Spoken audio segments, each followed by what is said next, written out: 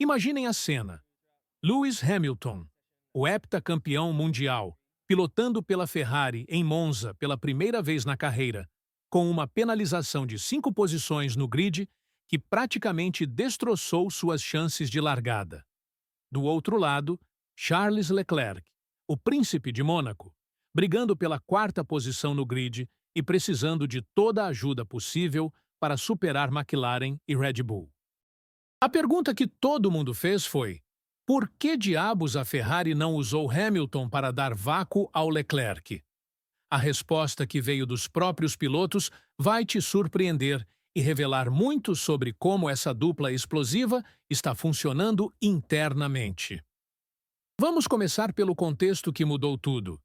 Hamilton chegou em Monza carregando uma penalização de 5 posições por causa de uma infração de bandeira amarela cometida nas voltas de reconhecimento antes do GP da Holanda na semana anterior.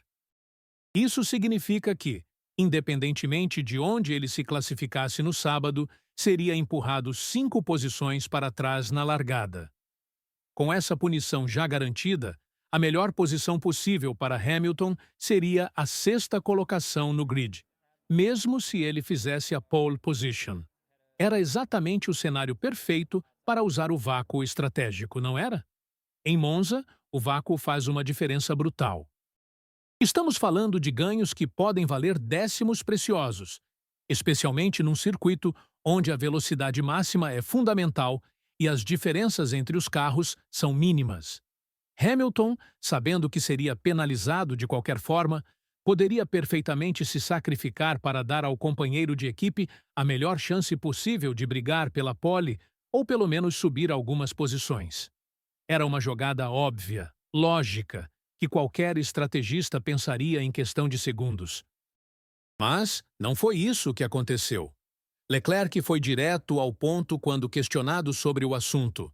A Ferrari simplesmente não discutiu essa possibilidade. Não houve conversa, não houve planejamento, não houve sequer uma consideração séria sobre usar Hamilton como chamariz. O monegasco deixou claro que conseguiu maximizar o pacote que tinha disponível, classificando-se em 4º, mas admitiu que na segunda tentativa do Q3 ele ficou praticamente sozinho na pista, apenas com Yuki Tsunoda à frente, o que fez uma diferença enorme em suas voltas. Imaginem se ele tivesse tido Hamilton logo à frente criando o vácuo perfeito. Agora vem o ponto mais polêmico de toda essa história. A justificativa de Hamilton foi ainda mais reveladora e, de certa forma, controversa. O heptacampeão foi categórico. Nunca fez isso em nenhuma de suas equipes anteriores e não estava disposto a se sacrificar, especialmente já carregando uma penalização.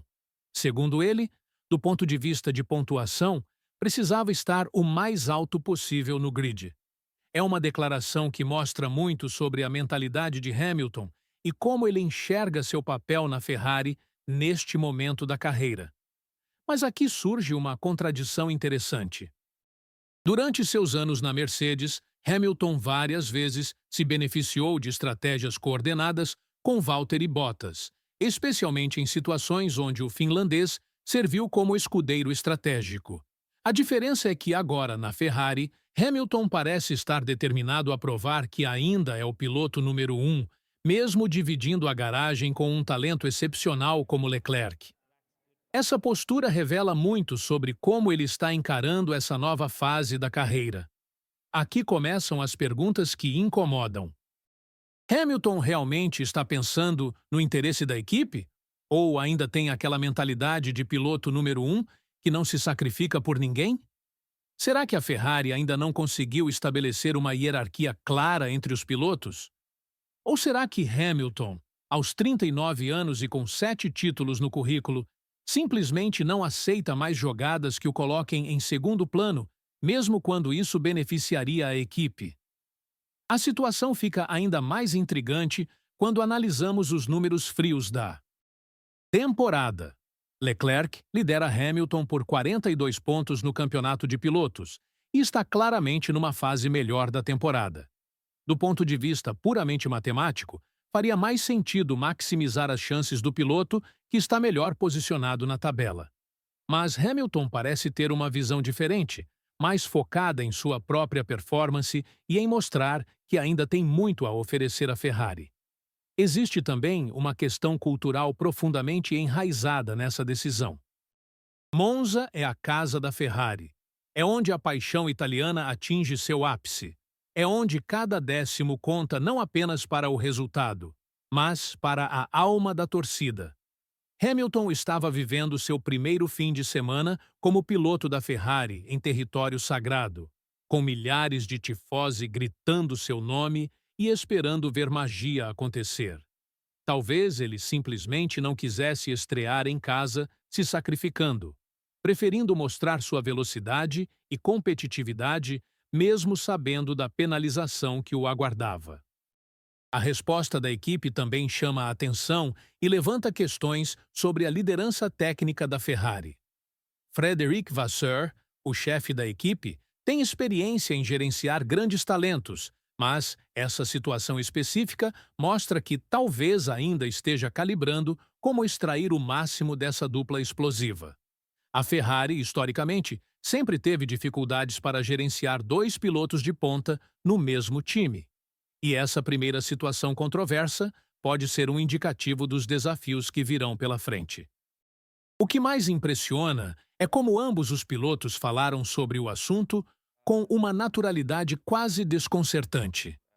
Não houve drama, não houve críticas diretas, mas ficou evidente que cada um tem sua própria visão sobre como as coisas deveriam funcionar.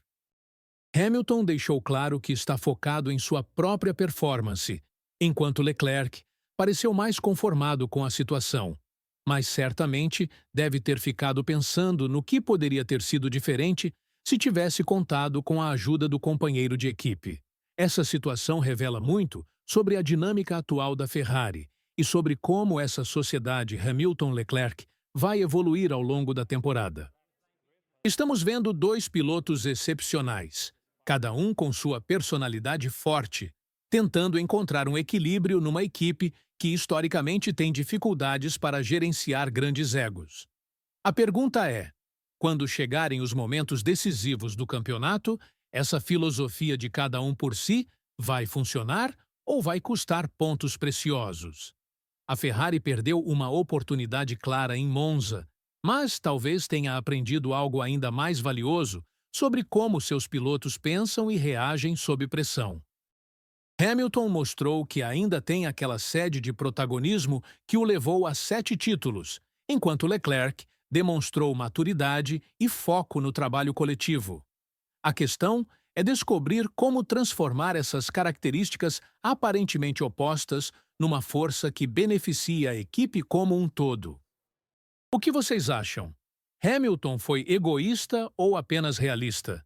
A Ferrari deveria ter sido mais assertiva na estratégia? E o mais importante, essa dupla vai conseguir funcionar quando a pressão realmente apertar?